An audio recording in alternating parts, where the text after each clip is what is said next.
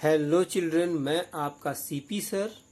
आज मैं आपको क्लास 10th के हिस्ट्री बुक से chapter first the rise of nationalism in Europe chapter से एक important topic the years of great economic hardship in Europe 1830 को डिस्कस करूंगा। ये इस चैप्टर का 8वां वीडियो है और इस 8वें वीडियो में हम उन रीजंस के बारे में डिस्कस करेंगे जो यूरोप में इकोनॉमिक हार्डशिप के कारण थे। अब ये सारे जो रीजंस हैं उनको 5 पॉइंट्स में मैंने यहाँ डिवाइड किया है। तो पहला जो रीजन था वो था इनॉर्मस इंक्रीज इन पॉपुलेशन और पॉपुलेशन एक्सप्लोजन इन यूरोप। दूसरा जो रीजन था वो था mass migration from rural areas to cities. Third जो रीजन था वो था industrialisation in England and its impact on local producers. चौथा जो रीजन था वो था the rise of food prices. और फिफ्थ जो रीजन था वो था revolts in the different regions of European countries. अब हम इन पांचों रीजंस को एक एक करके डिस्कस करेंगे।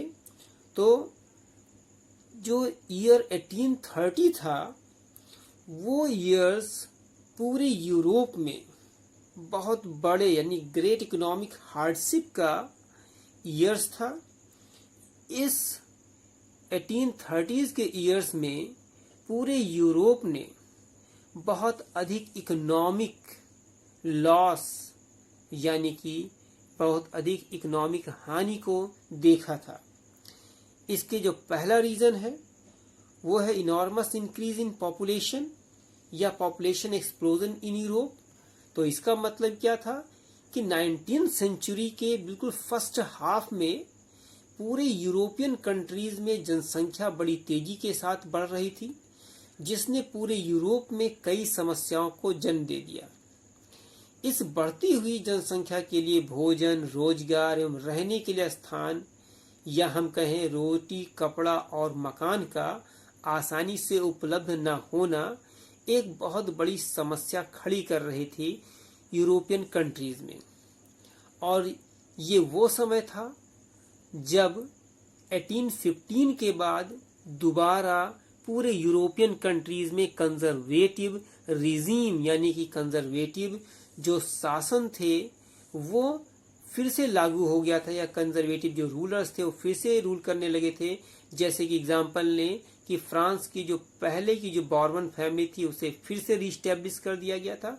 इसी तरह से अदर जो कंट्रीज थे जिसको नेपोलियन ने जीत करके एक कर दिया था फ्रांस में, उनमें अब जो नए नए राजा जो बने वो सब मोनार्कियल रूल वाले राजा दोबारा बनाए गए 1815 के बाद में। तो ये लोग फिर से अपनी वही लाइफ स्टाइल जीने लगे थे, यानी कि लग्जरियस लाइफ जीते थे। उन्हें जनता की कोई चिंता नहीं थी, उन्हें केवल टैक्स से मतलब था और अपने शानो शौकत वाले जीवन से मतलब था। तो इस प्रकार से इन्हें जनता की जब कोई चिंता नहीं थी तो बढ़ती हुई जनसंख्या को और इसके अलावा जो काम की कमी से जो लोग थे यूरोपियन कंट्रीज में वो गरीब से और गरीब होते चले गए। जो उनके पास धन रहा था उसको यूज किया, उसके बाद कुछ जब नहीं रहा तो गरीब से गरीब होते चले गए और उनका जो सामान्य जो जीवन था वो संघर्ष या स्ट्रगल से भर गया। यानी कि तो ये इनॉर्मस इंक्रीज ऑफ पॉपुलेशन जो था वो इकोनॉमिक हार्डशिप का एक बहुत बड़ा कारण बना 1830 में। अब जो दूसरा रीजन है वो mass migration from rural areas to cities. वैसे तो माइग्रेशन शहर से गांव, गांव से शहर की ओर हमेशा होता है, लेकिन 1830s के टाइम में यूरोपियन कंट्रीज में जो पॉपुलेशन चूंकि बहुत तेजी के साथ बढ़ती जा रही थी और गांव में अक्सर सीजनल वर्क होते हैं, क्योंकि खेती का काम या फार्मिंग का काम क्या होती है, सीजनल होता है।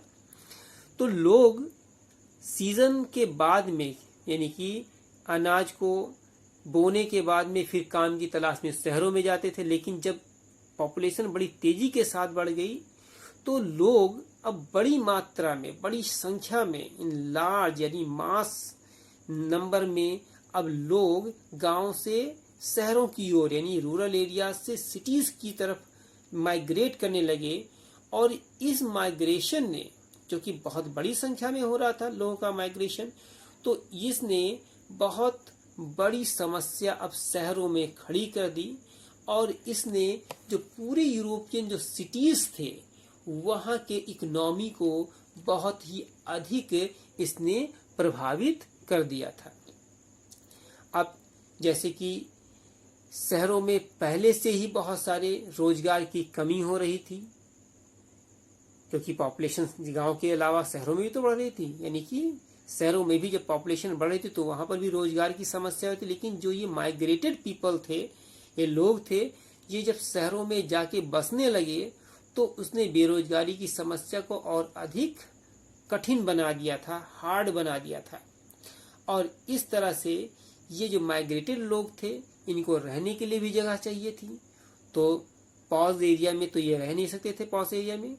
तो इसके कारण ये माइग्रेटेड लोग चूंकि गरीब भी थे तो इन्हें स्लम्स में रहना पड़ता था, जो पहले से ही ओवर क्राउडेड था।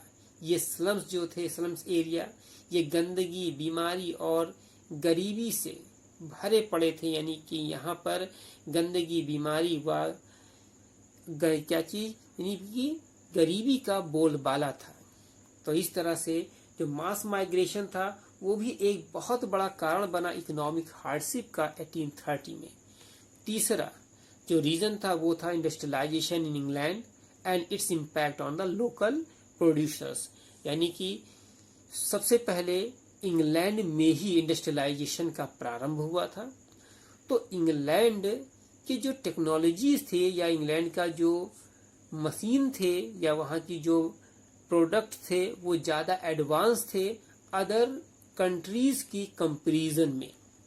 तो इस प्रकार से जब इंग्लैंड में इंडस्ट्रियलाइजेशन शुरू हुआ तो इंग्लैंड ही नहीं बल्कि अदर यूरोपियन कंट्रीज में जो बड़े बड़े इंडस्ट्रियलिस्ट थे वो लोग मशीनों का प्रयोग करने लगे।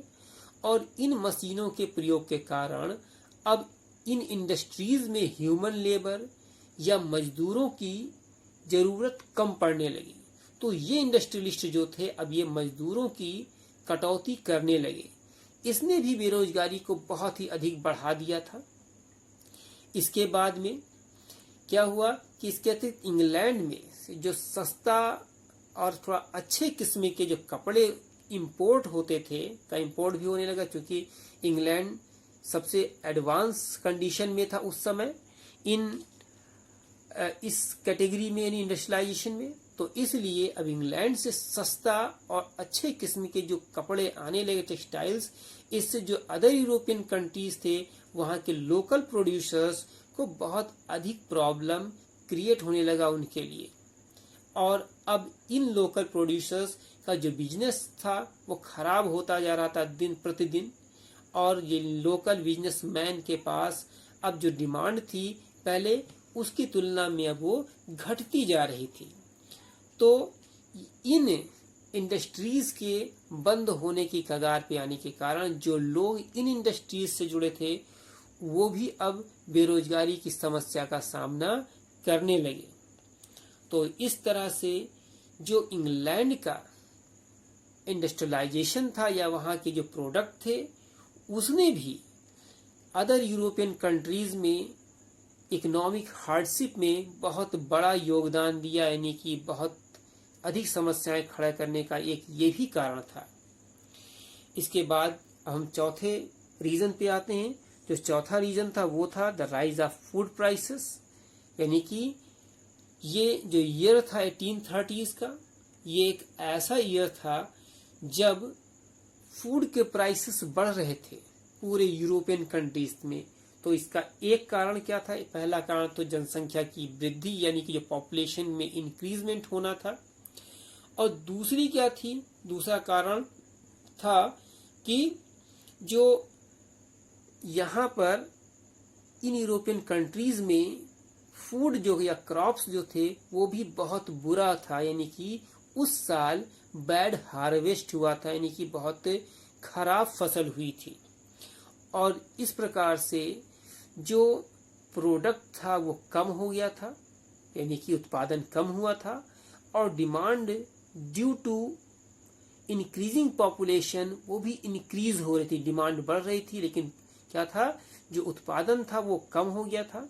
तो इस तरह से फूड के प्राइसेस दिन प्रतिदिन बढ़ते जा रहे थे, और इसके कारण जब फूड की कमी होने लगी, शॉर्टेज ऑफ फूड होने लगा, तो जो इन यूरोपियन गांव में या यूरोपियन देशों के गांव में और शहरों में हर जगह रिवोल्ट स्टार्ट हो गए थे या कॉन्फ्लिक्ट होने शुरू हो गए थे।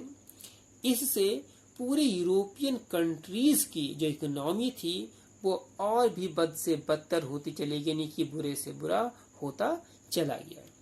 इसके बाद में जो पांचवा रीजन था वो था रिवोल्ट्स इन डिफरेंट रीजन्स। यानी इस फिफ्थ रीजन में हम समझेंगे कि आखिरकार किस तरह से जो रिवोल्ट थे उसने इन यूरोपियन कंट्रीज में इकोनॉमिक हार्डशिप का जिम्मेदार बने, आखिरकार ये किस तरह से। तो जैसे कि ऊपर हमने पढ़ा है जो सारे कारण ये लगभग से उन्हीं से रिलेटेड ही है, यानी कि जैसे जैसे फूड का शॉर्टेज हो रहा था पूरे यूरोपियन कंट्रीज में, लैक ऑफ एम्प्लॉयमेंट होता जा रहा था, इसके अलावा इनसफिशियंट और अनटाइडी लिविंग जो कंडीशंस थे लोगों के शहरों में, इसने जनता को सड़कों पर आने के लिए मजबूर कर दिया, तथा पेरिस और सिलेसिया जैसे शहरों में लोग सड़कों पर आकर के प्रदर्शन करने लगे और गवर्नमेंट से ये डिमांड करने लगे कि वो इसका सॉल्यूशन करें। लेकिन गवर्नमेंट चूंकि ऑटोक्रेटिक या मोनार्की थी, तो इसलिए उन्होंने इस पर कोई ध्यान नहीं दिया, और दिन प्रतिदिन एक शहर के बाद दूसरे शहर में रिवोल्ट स्टार्ट होने शुरू हो गए थे, जिसके कारण पूरे यूरोप की इकोनॉमी को बहुत ही अधिक लॉस झेलना पड़ा। तो इस प्रकार से इन फाइव पॉइंट्स में या रीजंस में ये ऐसे रीजंस थे जिन्हें क्या किया, जिन्होंने पूरे यूरोप में इकोनॉमिक हार्डशिप को जन्म दिया और यूरोपियन कंट्रीज बहुत ही अधिक इकोनॉमिक लॉस में चली गई। तो इस टॉपिक के बारे में इतना ही सब। I hope the above explanation or these explanations of these points will be helpful to you all. Thank you students.